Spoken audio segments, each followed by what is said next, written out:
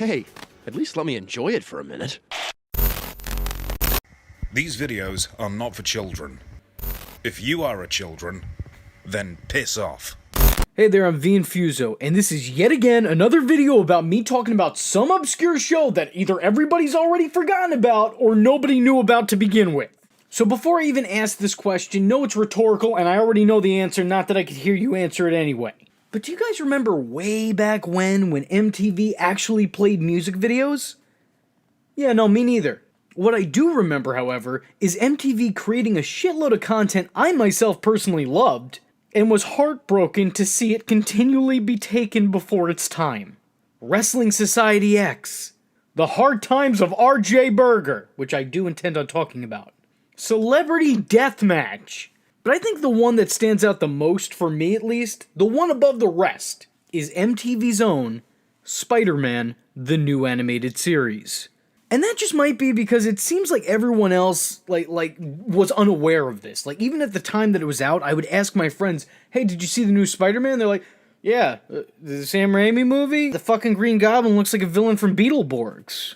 So even back then, even when it was airing on TV, not too many people seemed to know about it, at least in my social circle at the time. And even my friends who did watch around the time, that I do still talk to today, when bringing it back up, I had to really remind them about this strange little gem and what it brought to the table. They had next to no recollection of it.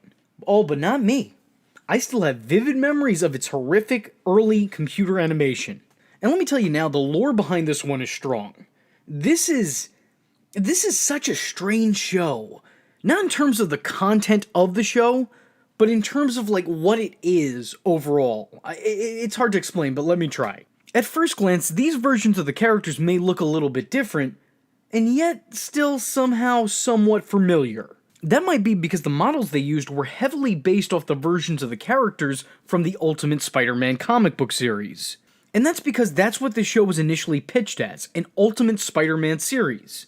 And to my knowledge, I might be a little bit off, but I believe that it originally went into production as just that. However, with the success of the 2002 Sam Raimi Spider-Man film, it was at last minute decided that instead, it would follow that movie's continuity. Meaning that despite the fact that the characters didn't even slightly resemble the characters from the Raimi film, and they looked a lot more accurate to other variations of the characters, we were supposed to believe that this took place after the events of Spider-Man 1. So I guess they expected us in our own minds to go, oh hey, it's Harry, I guess he dyed his hair blonde now.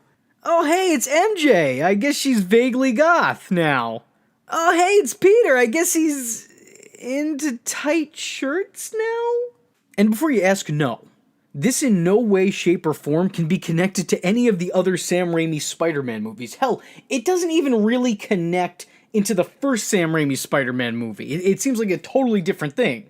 There are vague connections here and there, what with Harry's father being dead and hating Spider-Man for it. Many references to that upside-down kiss, and things of that sort. The Sam Raimi Spider-Man films chose to rightfully so completely ignore this abomination in favor of just telling their own stories. So if you tried to somehow fit this into that canon of the original Spider-Man trilogy, you'd just be giving yourself a headache. And really, if you wanted to do that, you could just instead choose to click on one of my videos and hear me rant about something that I probably shouldn't have that much stake in as a 28-year-old man. If the characters' appearances and portrayals weren't hard enough to try to fit into the universe that Sam Raimi was creating, this show was also significantly darker than the movie it semi-spun off from. Sam Raimi's Spider-Man is beyond campy, sometimes even being compared to the Power Rangers show. And if I'm being entirely honest, it's both what I love about those movies and also what I somewhat hate about those movies. But overall, it's its own thing. The content clearly doesn't take itself too seriously. That was not the case for this Spider-Man show. This show is a serious contrast from that. There's definitely a much darker tone here than in its parent material. There's references to people doing the sex, as the kids say. There's a whole lot of murder. I mean, you got people getting bruised, bloodied, electrocuted, decapitated. The show just has it all. Definitely a far cry from Pizza Time. Oh, but hey, if that's not even crazy enough for you, if you're sitting there shrugging your shoulders, let me announce now that that's not the only superhero film this series is connected to. Because later on in its first season, who else but Kingpin appears? And he's voiced by none other than Michael Clark Duncan. the very man who portrayed him in the Ben Affleck Daredevil movie. Which is something, I don't know, that really popped me as a kid. Nice of you to drop by. Not a problem. Will I be fighting any of your henchmen, or did you already eat them? Let's show him what he's made of. I liked both franchises at the time, so hearing that voice come out of that character was a mark-out moment. This was the closest thing to a superhero cinematic universe that I had as a kid. And I was all over this shit. I also gotta say, combining the images of the Kingpin from the movie and the Kingpin from the comic book, it's a nice touch. I personally really appreciate it. It kind of reminds me of the time that the Flintstones movie was coming out, and they started selling toys that kind of looked both like the cartoon characters and like their live-action counterparts. I like it. I'm a fan. They even throw in a little X-Men reference at one point, possibly hinting that this connects to that universe as well. So I just want to recap before I go any further. This was a Spider-Man series with the appearance of the Ultimate Spider-Man series, following the continuity of the Sam Raimi Spider-Man movie, and it was also linked to Daredevil and possibly in cahoots with the Fox X-Men movies. And I don't know about you, but that's... My mind's already blown. That's fucking insane. Especially for that time period. We're talking about a show that was released in 2003. That is a lot more ambitious than a lot of other superhero projects that came out around this time. In addition to Michael Clark Duncan, the rest of the voice cast was pretty phenomenal. Neil Patrick Harris, Barney Stinson himself gave what I think may just be one of the most underrated Spider-Man performances of all time. He has the perfect casual yet completely sarcastic tone to his voice to really make a character like this work. It's no wonder he went on to play the character again in Spider-Man Shattered Dimensions. Lisa Loeb does a pretty good job as Mary Jane. I mean, I'm not gonna sit here and praise her work like it's the most amazing thing, but it's pretty damn good. Ian Ziering, whatever his name is, better known as the Blue Devil from Swamp Thing, did a good job of making Harry an absolutely unlikable dick, and that's not even me talking shit. That is who the character is. Though again, these performances are so night and day different from the actors who portrayed them in the movies that it's really a stretch of the imagination to think of them as the same exact characters, rather than a new interpretation of them. The guest talent they had on the show was also really remarkable. Kathy Griffin and Jeremy Piven play a weird brother and sister duo who have Professor X levels of mind control. The guy who played Stan in that Eminem music video plays Flash Thompson. Eve plays a Black Cat-inspired character. Not very well, though, if I'm going to be honest with you. I don't know why. I actually like her on her own show. The show that was named Eve, even though her character wasn't named Eve. I'm not going to get into that, because then I'm going to... This whole thing's going to be thrown off course. I liked her in that. Here, I don't know why. Maybe it's because she was relatively new to voice acting. But her line delivery comes off as very amateurish. And it's really noticeable. The dude from Can't Hardly Wait plays Electro. Worf from Star Trek plays Kraven the Hunter. Pretty well, actually. Stan Lee even shows up to voice a character because of course he does. He's Stan Lee. And Rob freaking Zombie plays the Lizard. Other recognizable voices in less prominent roles are Keith David, Clancy Brown, Cree Summers, Tara Strong, Jeff Fisher, Ed Asner, James Marsters, Jeffrey Combs, Dr. Cox. The list goes on. With such talent in the ranks, it's genuinely surprising to me that more people aren't at the very least aware of this show's existence. The show also included the likes of Silver Sable. I don't really know what else to say about that other than she was there. I was surprised. Not a lot of continuities mention that character. However, there were some characters who were intentionally excluded, such as Aunt May. Because, and again, no joke here, Aunt May was intentionally excluded from the series because MTV higher-ups felt that the simple sight of an elderly person would be enough to turn viewers off of the series altogether. No joke. They even downplayed J.Jonah Jameson's role in the show for the very same concern. Yeah, you tell him, MTV, old people suck! There are also other exported characters, meaning characters based on characters from the source material but slightly tweaked to fit better in this continuity. So while the show didn't give us Black Cat, we instead got Talon, who is basically just Black Cat. She's an attractive thief who gets under Spidey's webs. And since we didn't get Rocket Racer, we got Turbojet, who is Rocket Racer, just with a name that doesn't sound like something out of a Hanna-Barbera cartoon. Peter also dates a girl named Indy, who is apparently an amalgamation of love interest Betty Brant and Gwen Stacy. Kinda like the Betty Brant in the new Spider-Man movies, and how she's an amalgamation of Betty Brant and Gwen Stacy. I actually remember really liking this character, and I was somewhat let down when realizing that she only existed in this brief continuity. Bring Indy into the comics, you cowards! She's mostly around to serve as a foil to Peter and Mary Jane's non-relationship. There's no 2-for-1 special, Petey. There isn't?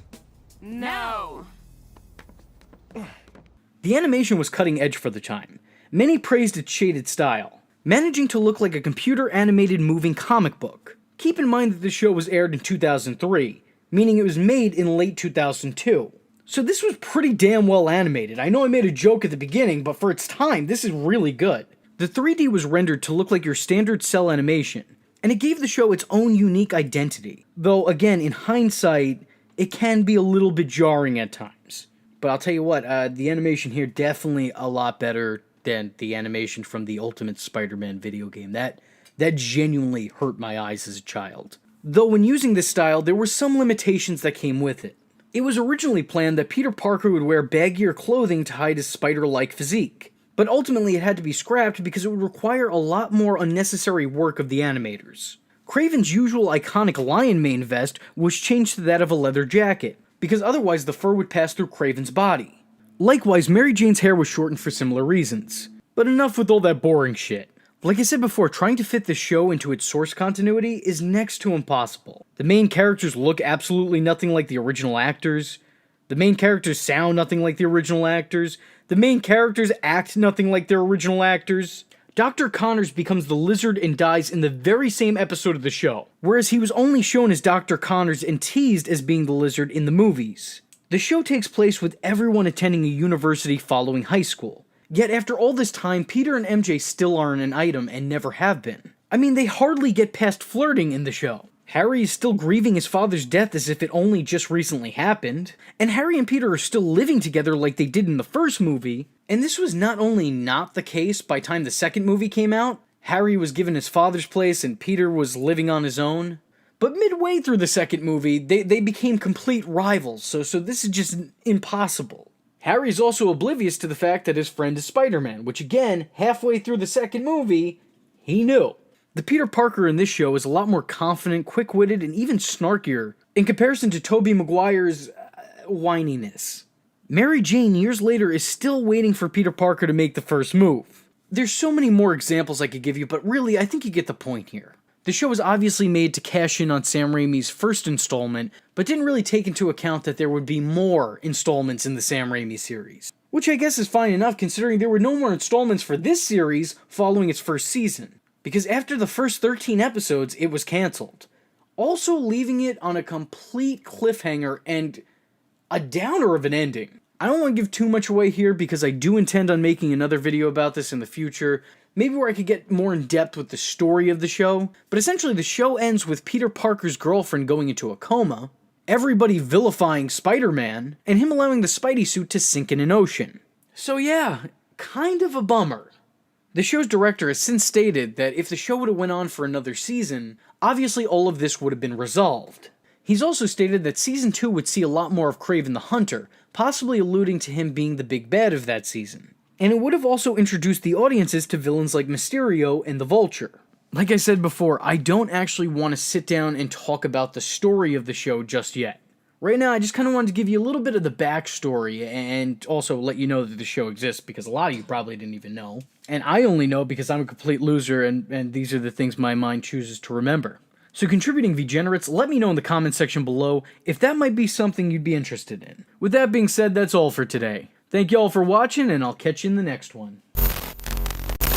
Who am I? I'm Spider-Man. Hey there, it's me, your least favorite YouTuber, Infuso. And you guys asked me to go into the Spider-Verse, so that's exactly what I'm gonna do. And I'm gonna start in a pretty surprising way. No, the title isn't clickbait. There was in fact a Spider-Man TV series connected to the Sam Raimi Spider-Man films. Or at least the first one. You serious? Now I've spoke about the show before briefly, and I'd highly recommend checking that video out before this one. This way you get the full picture on things. There's some information I covered in that one that I'm not necessarily going to be rehashing here, so go ahead, go on and check that out, and then come back here when you're done. We'll all wait. Spider-Man. Spider-Man, a Spider-Man does whatever a spider can. Spins a web. Good? Alright, sweet. This series was made in an effort to follow the brand new, ultra-successful Spider-Man movie that had just come out at the time. A fact the show went out of its way to try to acknowledge every chance it got. Whether it was the opening credits using the movie's font, or the fact that Spidey doesn't use web cartridges and shoots organic webs out of his wrists, something that was only present in the Tobey Maguire Spider-Man, or the fact that Mary Jane is more interested in being an actress rather than a model, not to mention that there's countless references to that first movie. At random intervals, Mary Jane and Spider-Man will reference their classic kiss. It's done on more than one occasion.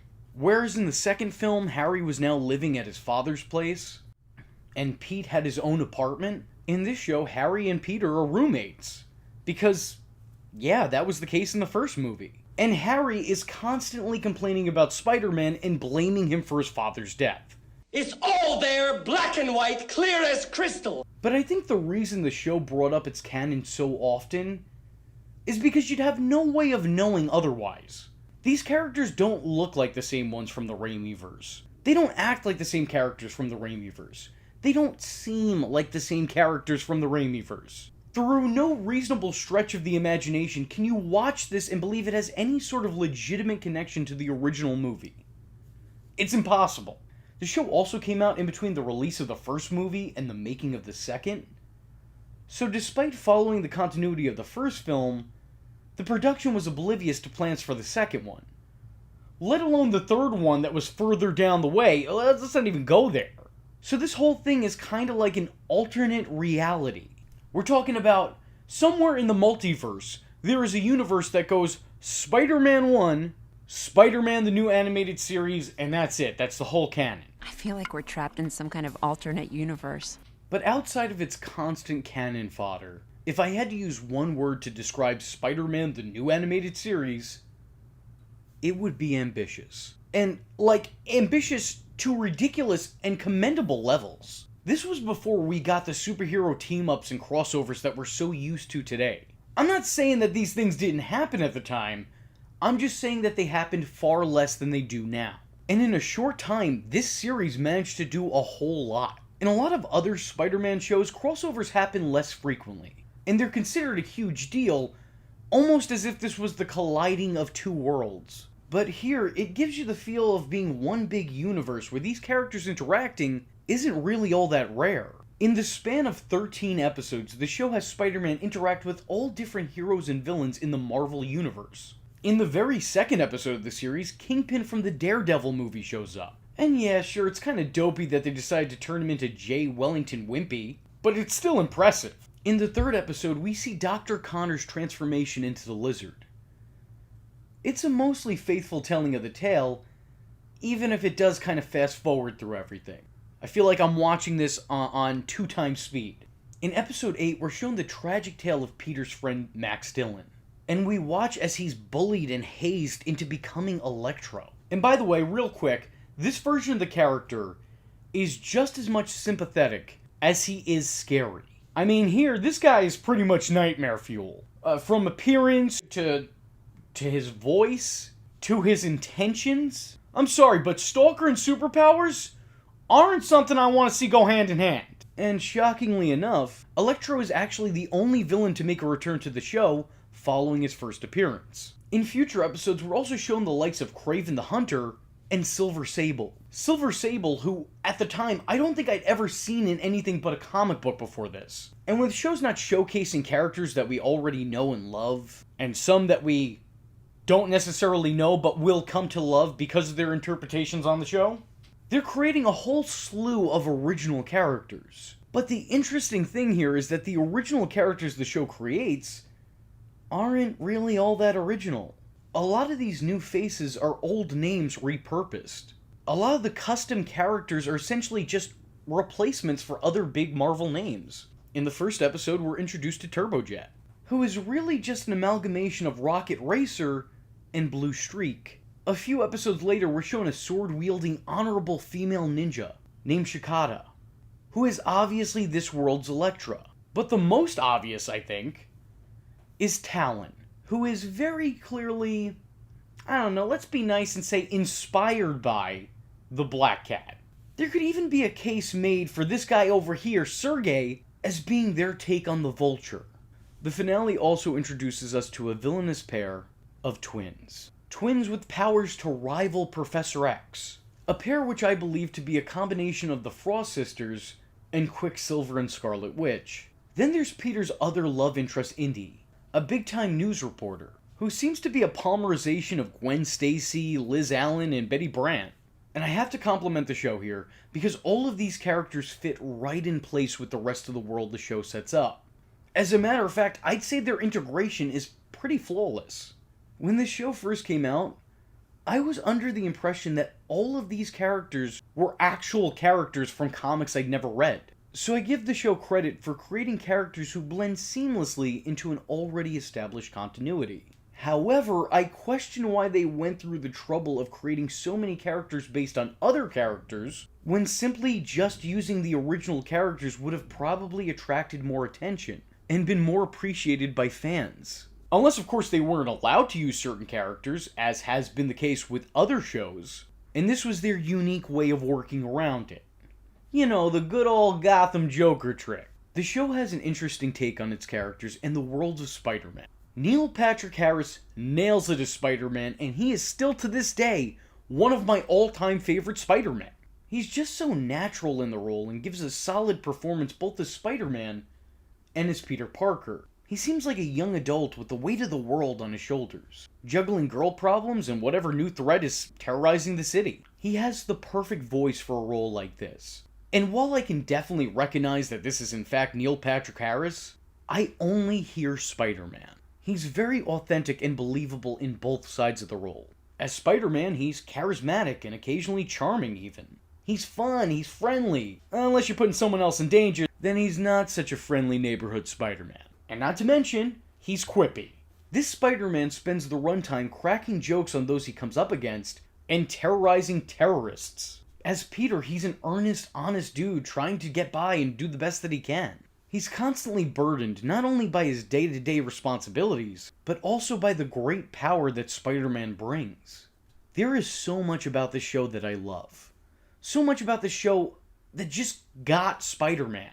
The constant leaving friends, family, and loved ones at random intervals, accidentally letting down the people closest to you to the point that he almost pushes them away entirely. The inability to climb up the ladder at work because he's too busy climbing up buildings.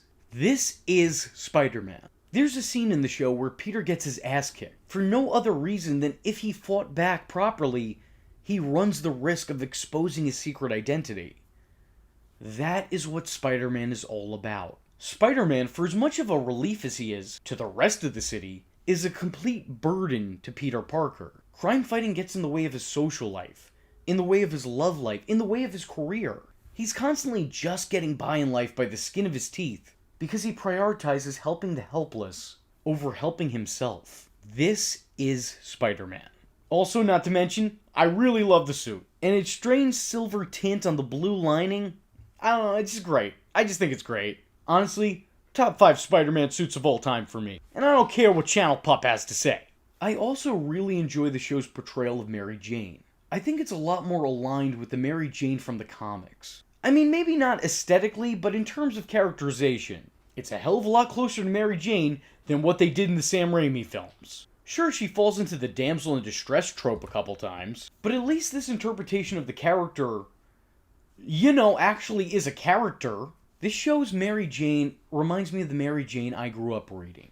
She's smart, she's confident, she's sarcastic, she's personable. She has this energy to her that makes sense that people would want to be around her. She's a small girl, but she has a personality 8 times her size. She's an interesting person who dances to the beat of her own drum. She's not just love interest. She's a character who has her own thoughts, ideas, feelings, goals, everything else. And Harry, well, Harry is different here. I don't think this is my ideal version of the character, but I will say I think that they did a good job of making him his own thing. This Harry is calm, cool, and collected. Unless something vaguely Spider-Man is brought up, at which point... I've always hated Spider-Man. Idiots. You have no idea what he really is. Murderer. Harry. Anytime something goes wrong on the show, there's Harry to insist Spider-Man is somehow behind all of this. It was like watching a CGI rendition of a pup named Scooby-Doo. You know how Fred always is like, oh, it's gotta be Red Herring. It's Red Herring. That is Harry with Spider-Man in this show. Despite the fact that he got saved by Spider-Man on multiple occasions in the series, he still insists that Spider-Man is all that's wrong in the world. There was one interesting moment that looked like the character was developing and evolving and maybe their dynamic would change. Once Spider-Man saved his life for about like the third or fourth time in the show, Harry actually extends his hand to help him up. But then the next episode, he's right back to hating him all over again. So there's been no progress made. When he's not making everything about Spider-Man, he's drinking to it. And drinking a lot. It's like the animators accidentally created the Harry model with a martini glass embedded into his hand at all times. No, seriously, he carries it around a lot. Like, I know they're supposed to be in college, but I don't even know if he's legal drinking age here. Can he be doing this? Should he be doing this? Should I be showing this? I'm not even sure. I guess it does fall in line with the Harry Osborn character, as every on-screen interpretation has been an alcoholic, and when he's not complaining about Spider-Man or getting polluted, he's spending his time with whoever the flavor of the week is. This Harry is somewhat of a ladies' man, and it's amazing how he does so well when there's so very little to like about him. In all seriousness, I actually do kind of like this Harry to a degree. Like I said, it's not the way that I would portray the character if I was the one creating the show, but it's good for a different interpretation. I just wish that there was a little bit more development with him. Like, I'm not saying take things the Gobby route, because I, for one, personally could never see this version of Harry Osborn becoming the Goblin. Just doesn't seem like the logical next step for him, but you know, do something with him, please. I think this version of events does a great job of establishing the group of Peter Parker, Mary Jane Watson, and Harry Osborn as a group of friends. And good friends at that. We never get that in the original films. Peter and Mary Jane only interact because they're neighbors. Harry is Peter's best friend. Harry is MJ's rebound after Flash. And then MJ dates Peter, and has limited interaction with Harry from that point on. In the original trilogy, the three never really become the friends that the ending to the third movie seems to indicate. They don't really have all that much screen time together as a unit. But here, there's a very clear and a very believable friendship between all three of them. They're constantly supporting each other and trying to help each other out. There's an actual relationship and group dynamic here. And I don't know, it's just kind of pleasant to see them interact in their day-to-day lives like this. Because again, that's not something we got in the original movies. Friends. Good ones. Always.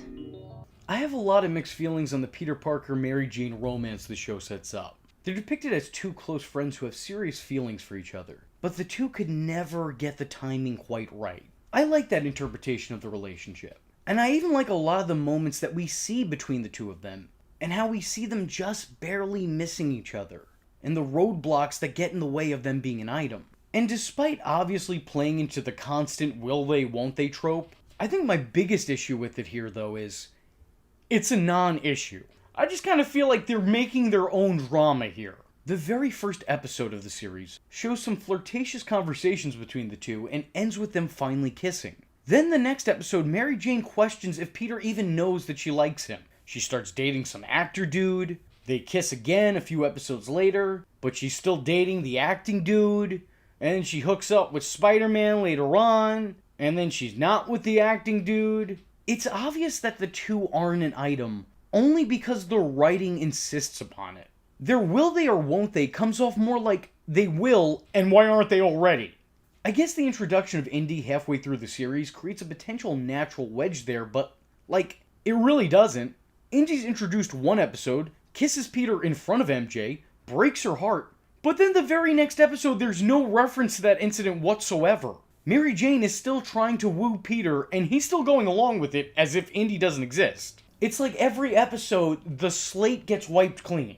The show was put together as a villain of the week type show, which is why the Lizard lives and dies in the span of 20 minutes, and why Electro needs 2 separate episodes to complete his full arc. In terms of continuity, Despite being a little bit shackled to the first movie, it's not as held down by its own canon. Sometimes it feels like these episodes aired out of order. Characters are introduced and forgotten from one episode to the next. It's like every episode is a brand new reset.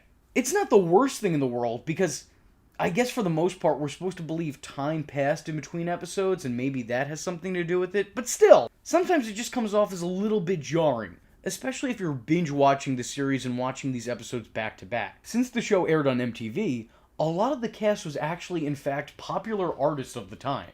Eve plays the Black Cat-inspired Talon. Rob Zombie plays the Lizard, and that is every bit as frightening as it sounds.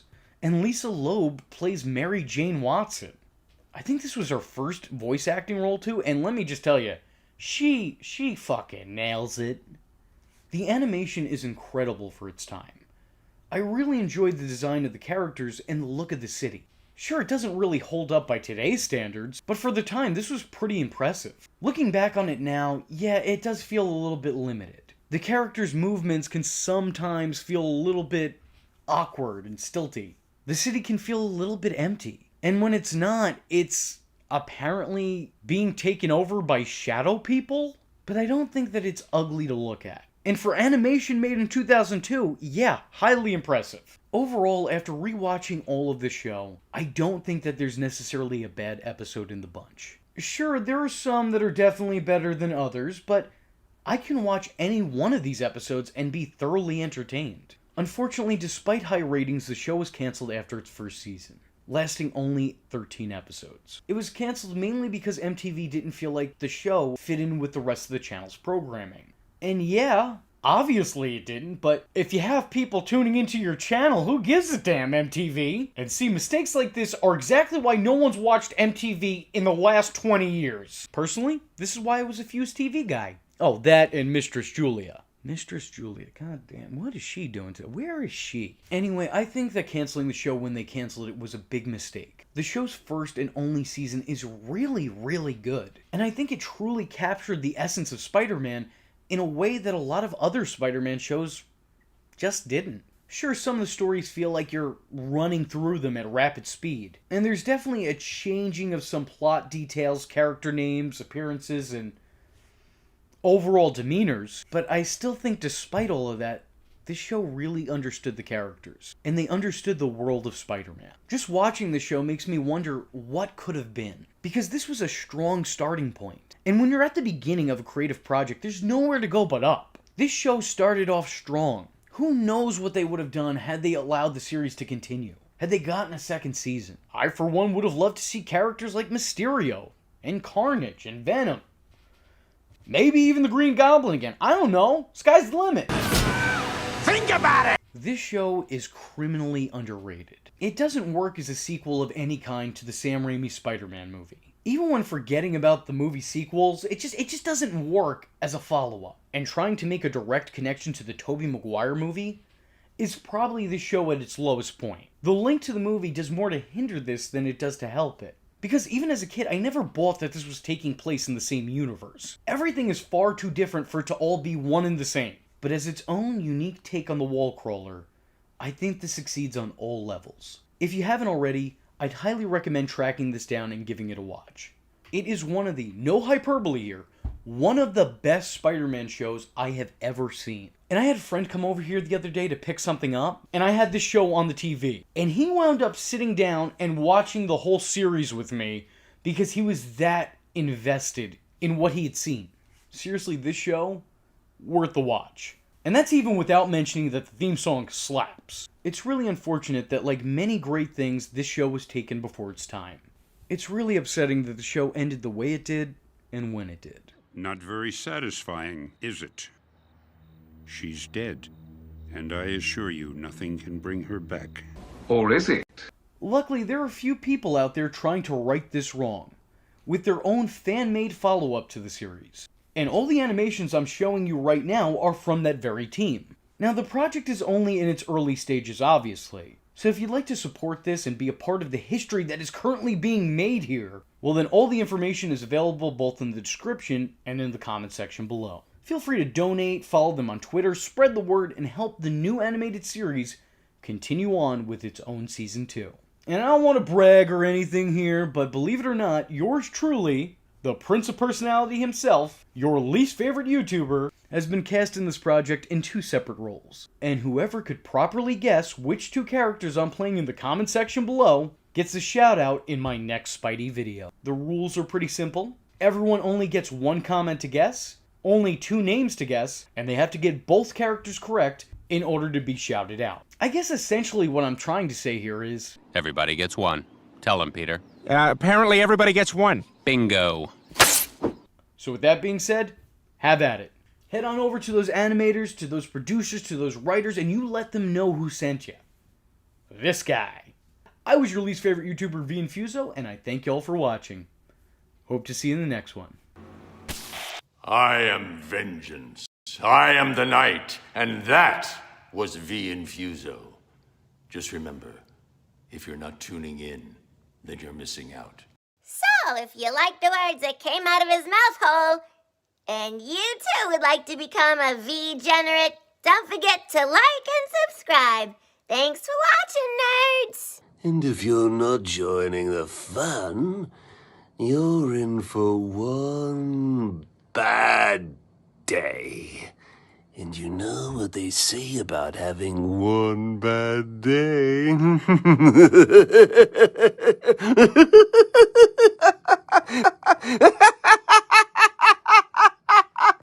Catch him next time. Same bat time. Same bat channel.